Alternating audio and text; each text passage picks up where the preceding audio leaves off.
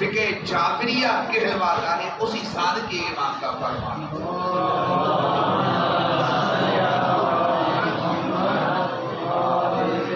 کہ ہماری بلا تب تک تمہیں کوئی فائدہ نہیں دے گی جب تک تم اللہ کی اطاعت نہیں کرو گے۔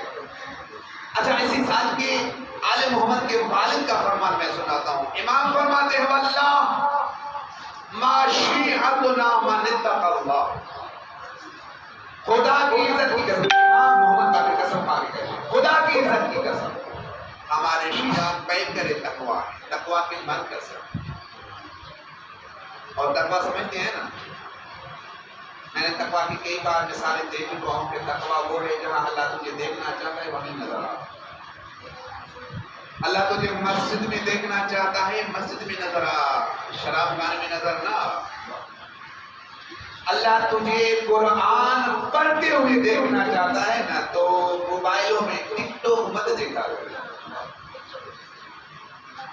اللہ تجھے اپنی اطاعت و فرما برداری کروانا چاہتا ہے وہیں پہ نظر آ جہاں اس کو پسند ہو، یہی اطاعت ہے۔ اللہ تجھے چاہتا ہے کہ تو نمازی بنے، اور نمازی کسے کہتے پتا ہے؟ نمازی کہتے کسے کہ ہم نے وضو کیا، نماز جمعہ پڑھی، نماز جمعہ کے لیے ہم آ گئے یہاں پر،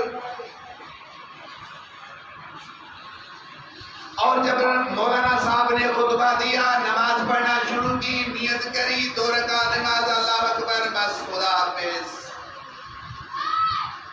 یہ نماز پڑھنا نہیں ہے عزیزان،